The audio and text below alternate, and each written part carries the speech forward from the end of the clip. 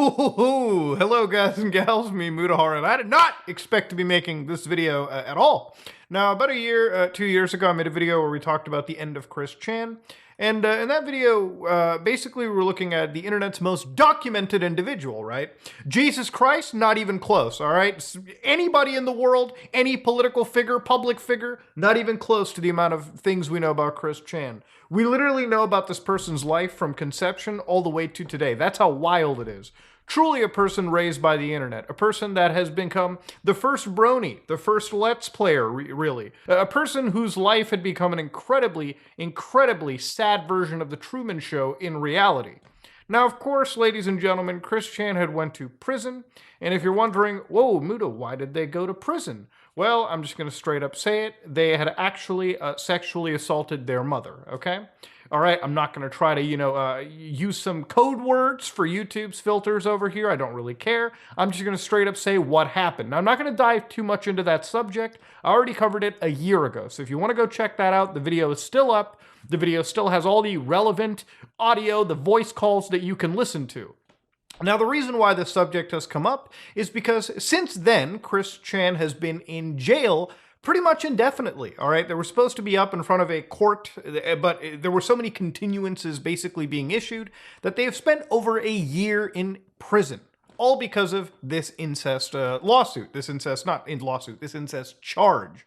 Now, of course, the reason we're talking about it, ladies and gentlemen, is they're free. If you've been following custody record, Christine Weston Chandler, age 41, Central Virginia Regional Jail, bonded out.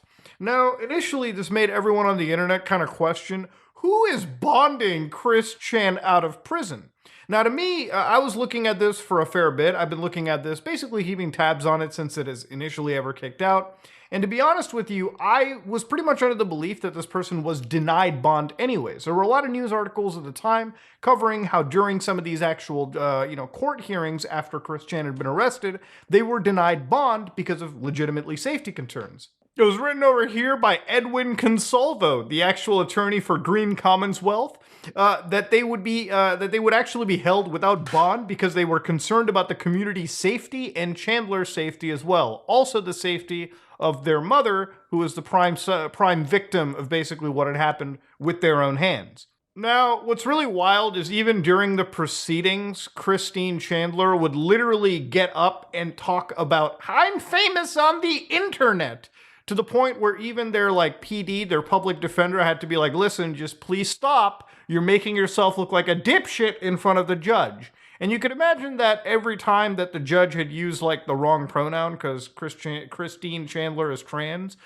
they again got up and started to mouth off to the judge. Now, I don't have to remind you how stupid that is during a court proceeding when you get up and you're mouthing off to a judge. Trust me, 100% of judges will take that shit seriously. This is a big ego trip for a lot of them, and they will put you in your place. So basically, bond was never really a thing, and nobody could really go and bond this person out. So, of course, people kind of wondered what the hell was going on. Did Viper bust Chris Chan out of prison? I mean, the song only came out 10 hours ago. No, Viper did not, in fact, bust Chris Chan out of prison. In fact, the actual prison system kind of updated it and straight up said, no, they're released by court order. Now, of course, to understand, if you had to look into the charge that Chris Chan was facing, when it comes to the act of incest, any person who engages in it with whatever family member, basically is subject to a Class 5 felony. Now, according to Virginia's felony databases, those are considered wobblers. And of course, they're basically crimes that can either be a felony or a misdemeanor, depending on basically how the judge, or if it's a jury trial, basically want to treat it. So of course, it could literally be all the way from 1 year in prison, all the way to 10 years in prison.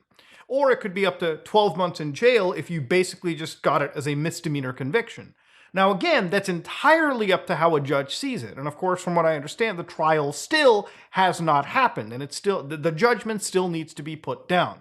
Now, if you know anything about the American prison system, as far as I understand, basically all the time you serve in prison while you wait up for your trial basically gets tallied up as time served. So let's say that what happens with Chris Chan is they say, hey, listen, you've been charged for 1 year. Okay, your sentence is 1 year in a prison facility. Well, because Chris Chan already served a year in a prison facility before that charge or that judgment got passed down, they're basically going to be let out. And that's pretty much what it comes down to. Now, you might be like, what if they get 10 years in prison? To be honest with you, I don't actually ever see that happening. Usually those extremes are only done in cases where the judge really wants to make an example out of somebody. And even then, you could have whatever dipshit public defender come out and pretty much appeal that down to something reasonable. Now, in reality, what's appeared to be happening is Chris Chan being the fact that they cannot take care of themselves, okay? All right, they cannot live according to themselves. They can't keep a house. They probably can't keep a job. They probably are not able to function in society without a goddamn adult watching over them. They've been let out by court order, and they're probably going to live the rest of their life out in like a halfway house. And this is effectively the end of Chris Chan.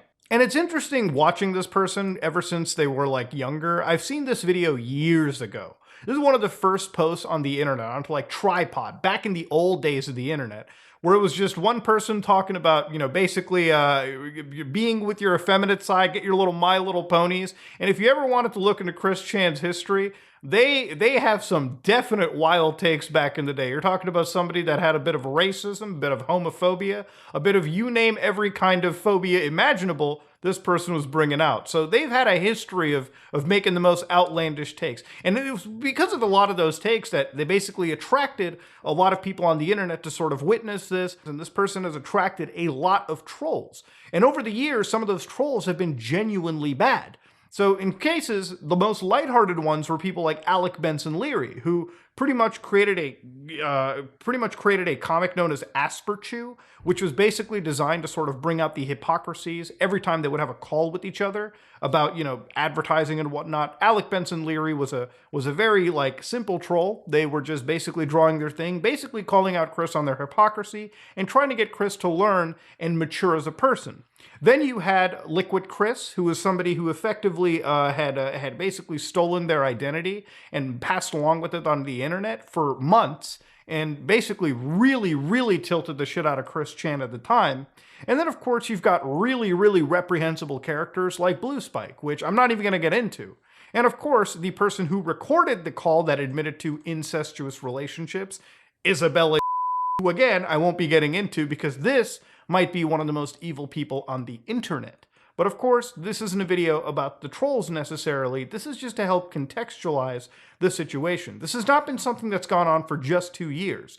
Geno Samuels got a documentary that would rival plenty of hours, okay? Hours that you cannot get back out of your life. Hours that will take you hours upon hours just to even understand the whole scope of this story. Now, of course, one of the things that people were wondering was, damn, this person's out on bond after committing such a heinous thing. Obviously, if you ever played Final Fantasy VII, people immediately had this screenshot come in. Out of my way, I'm going to see my mother. I feel awful laughing at it, but it is a genuine question one can ask. Now, of course, this is Chris Chan nowadays, obviously a current mugshot. They've lost a lot of weight, definitely look like they've aged at least 20 years, and it's going to be something where now that they're out, is their mother actually safe?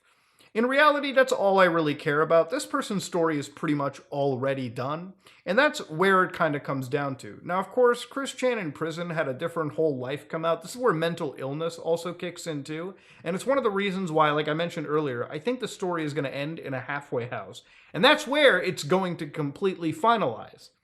Chris Chan had written a bunch of letters from prison, and in some of those letters, they actually had referred to themselves as, I'm not joking with you, Jesus Christ. In one of the first letters on September 19th, I have finally received fresh paper and envelopes, and I feel it is advised to inform you of the following, all of which, as you may or will, you have my consent to relay all the contents of the letter to Joshua Moon, who's the owner of Kiwi Farms, the actual website that was cataloging Chris, one of the original forums that was designed to basically, if you will, archive every aspect of this person's life.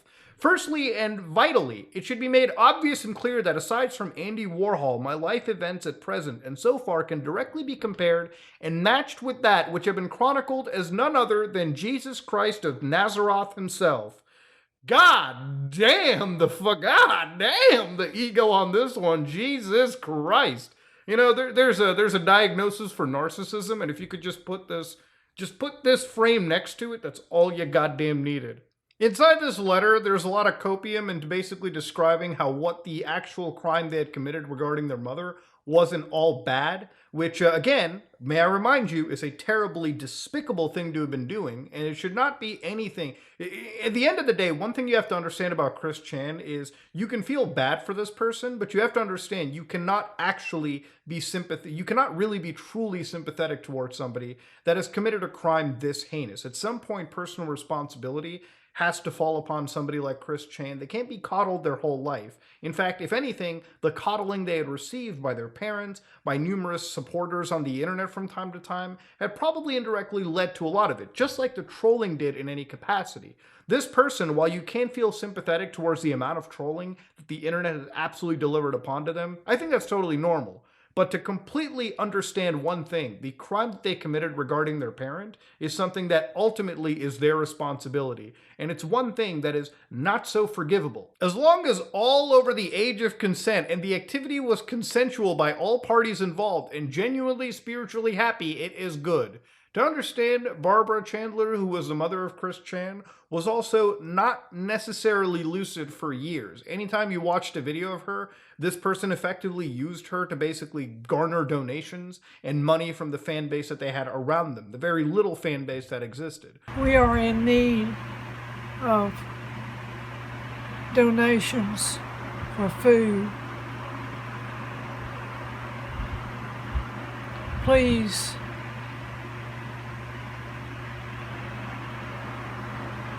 consider us.